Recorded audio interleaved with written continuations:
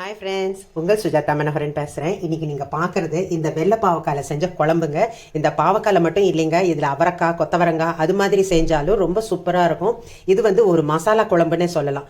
இது tiffin varieties, அதுவும் பரோட்டா அது மாதிரி ஐட்டம்ஸு கூட ரொம்ப சூப்பராக இருக்கும். ரொம்ப ஈஸியாகவும் செஞ்சுக்கலாம். இன்க்ரீடியன்ட்ஸ் ரொம்ப ரொம்ப கம்மிங்க. ஈஸியாக செய்யக்கூடிய இந்த பாவக்காய் குழம்பு உடனே பார்க்கணுன்னு இருக்கு இல்லைங்களா? வாங்க ஃப்ரெண்ட்ஸ், வீடியோ பார்க்கலாம்.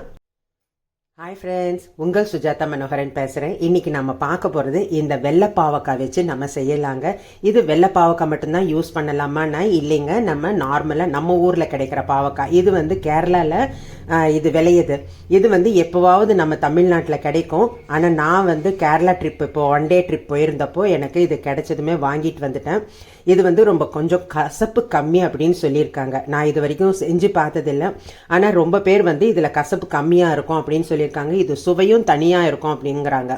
சரி, இன்றைக்கி நாம் நம்மளுடைய ஃப்ரெண்ட்ஸுக்கு செஞ்சு காமிச்சிடலாம் அப்படின்னு சொல்லிட்டு நான் இன்றைக்கி இந்த பாவக்காவை குழம்பு செய்யலாம் அப்படின்னு சொல்லிட்டு டிசைட் பண்ணியிருக்கேன். இப்போ இந்த பாவக்காவை வந்து நம்ம எப்பவும் போல் டேஸ்ட் பண்ணி பார்த்தா தானே நமக்கு தெரியும். அதனால் நான் என்ன பண்ணேன் அப்படின்னா, கழுவிட்டு கட் பண்ணி சீட்ஸ் நீக்கிட்டு மஞ்சத்தூளும் உப்பும் போட்டு கலந்து வச்சுருக்கேன். கட் பண்ணிவிட்டு இது மாதிரி செஞ்சு வச்சுருக்கேன். இப்போ இந்த பாவக்காய் வந்து என் ஃப்ரெண்டு சொன்னால் ஜஸ்ட் லெமன் மட்டும் பிழிஞ்சால் ரொம்ப சூப்பராக இருக்கும் அப்படின்னு சொன்னான்.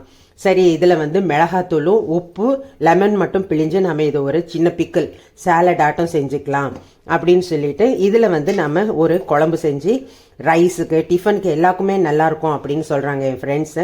சரி, நம்ம செஞ்சிடலாம் அப்படின்னு சொல்லிட்டு இன்றைக்கி நான் உங்களுக்கோசமே ட்ரை பண்ணுறேன் ஃப்ரெண்ட்ஸ்.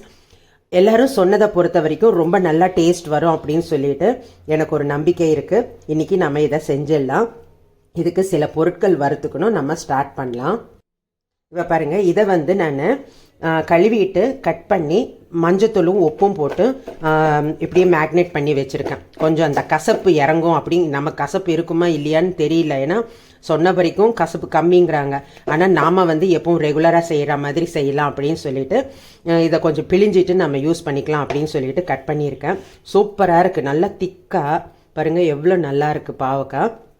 இப்போ நம்ம அடுப்பை ஆன் பண்ணலாம். இப்போ பாருங்கள் ஃப்ரெண்ட்ஸ், வாண்லி வந்து நான் அப்படியே வெறுமனே வச்சுருக்கேன். எண்ணெய்லாம் ஒன்றும் ஊற்றலை. இதில் பச்சை நிலக்கடலை இது வந்து ஒரு கையளவுக்கு எடுத்திருக்கேன். 4 ஸ்பூன் வரைக்கும், 4 ஸ்பூன் 5 ஸ்பூன் வரைக்கும் வரும். நம்ம குழம்பு திக்னஸ்க்கு இது தாங்க மெயினாக. இப்போ இது வந்து பச்சை நிலக்கடலை தான் எடுத்திருக்கேன். உங்ககிட்ட வறுத்தது தான் இருக்குது அப்படின்னா நீங்கள் அரைக்க வரும்போது நம்ம அதை சேர்த்துக்கலாம். இப்போ நான் இது ஒரு 5 நிமிஷம் வறுத்துக்கிறேன். இது நல்லா வறுபடட்டும். இப்போ பாருங்கள், இது வந்து நல்லா முக்கால்வாசி வரைக்கும் வறுபட்டிருக்கு.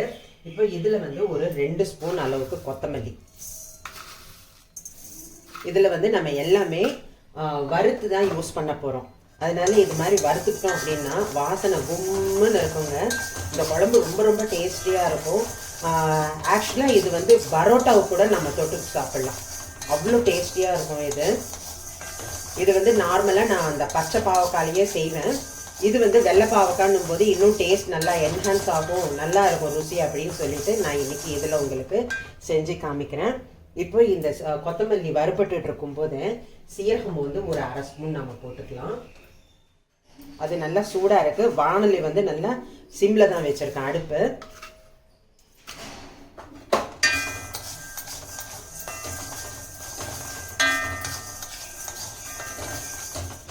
இப்போ இதோட பட்டையும் லவங்கமும் நம்ம சேர்த்துக்க போகிறோம். பாருங்கள், இது வந்து உங்களுக்கு ஃப்ளேவருக்கு தகுந்த மாதிரி எவ்வளோ வேணுமோ அவ்வளோ சேர்த்திக்கோங்க.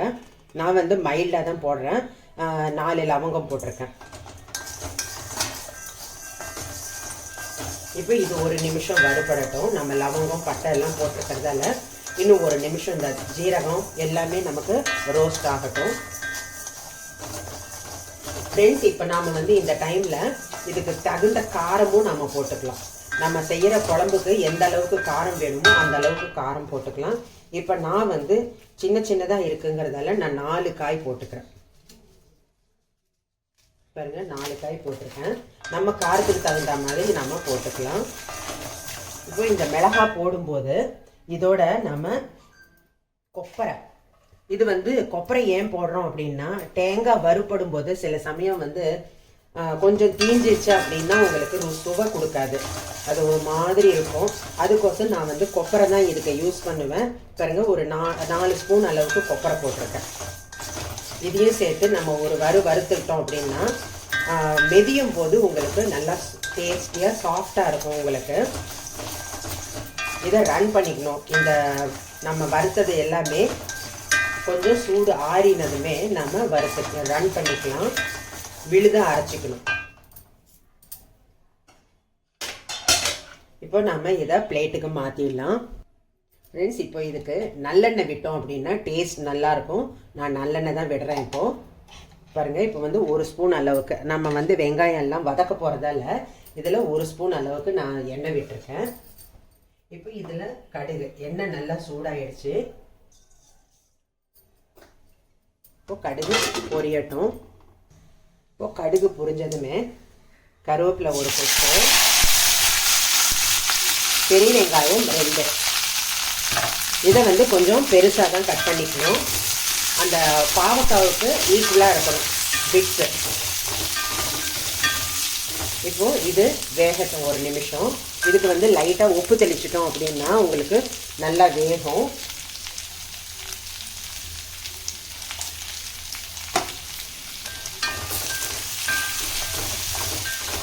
இப்போ இது மூடி வைக்க வேண்டிய அவசியம் இல்லை. 1 நிமிஷம் வெந்தது அப்படின்னா நம்ம அடுத்தது பாவக்காய்களை சேர்க்கலாம். இப்போது இந்த நம்ம வறுத்து வச்சிருக்கிற பொருட்கள் இருக்கு இல்லையா, அதில் வந்து பாருங்கள், இஞ்சி 1 துண்டு, பூண்டு பல்லு, இதை நம்ம மிக்சியில் சேர்த்துக்கலாம். இப்போ பாருங்கள் ஃப்ரெண்ட்ஸ், இந்த நம்ம அரைக்க போகிற பொருட்களோட இந்த அளவுக்கு புளி இதையும் போட்டு முதல்ல ஒரு ரன் விட்டுக்கலாம். இப்போது நம்ம இந்த அரைச்ச விழுதோட இந்த பொருட்களோட 2 தக்காளி நான் போடுறேன். இதுக்கு மெயினாக தக்காளி தான். பாருங்கள், இந்த தக்காளியை போட்டு வந்து ஓரளவுக்கு லேசான நொய்யாக அரைச்சிக்கலாம். இப்போ பாருங்கள் ஃப்ரெண்ட்ஸ், வெங்காயம் நல்லா ரோஸ் கலராக சேஞ்ச் ஆயிடுச்சு. இப்போ நம்ம வந்து இதை மூடி வச்சும் வதக்கலாம். நான் ஏன் மூடி வச்சு வதக்கலை அப்படின்னா, நம்ம அரைக்கிற மும்மரத்தில் இதை விட்டுடுவோம். அதுக்கோசம் நான் அப்படி விட்டுட்டேன். அது மாதிரி மூடாமல் விட்டுட்டேன். இப்போ பாருங்கள், இது வந்து நான் எல்லாமே சில விஷயங்கள் வந்து பிகினர்ஸுக்கோசமே திருப்பி சொல்லுவேன். முதல் தரம் செய்கிறவங்களுக்கோ இல்லை அது மாதிரி இருக்கிறவங்களுக்கு. இப்போ நான் வந்து பாவக்காவை இப்படி பாருங்கள் லேசாக இப்படி பிழிஞ்சிட்டு நான் போடுறேன். இப்படி பிழிஞ்சோம் அப்படின்னா இருக்கிற கொஞ்சம் கசப்பும் உங்களுக்கு இதை வந்துடும். கசப்பு இருக்கும், லேசாக கசப்பு இருக்கும். அந்த பாவக்காய்னா அதோடைய ருசி வந்து கண்டிப்பாக இருக்கணும். அப்போ தான் அதுக்கு ஒரு தனித்தன்மை.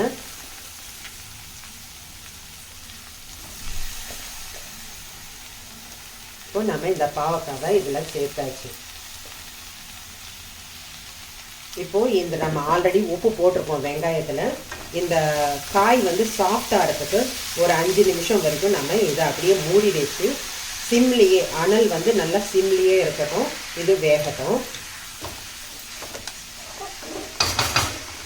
இப்போ நம்ம மூடி வச்சிடலாம். இப்போ அரைக்கிறது வந்து பாதியில் இருக்குது, அதை நம்ம அரைச்சிக்கிட்டு வந்துடலாம். ஃப்ரெண்ட்ஸ், இப்போ நான் இது 2 தரம் கலந்து விட்டுருக்கேன். கலந்து விட்டு பாருங்கள், நல்லா சாஃப்டாக நல்லா வெந்திருக்கு.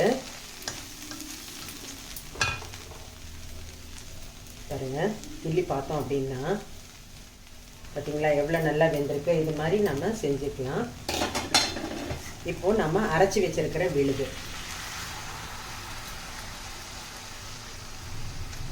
இதை சேர்த்துட்டு இதுக்கு தேவையான அளவு தண்ணி,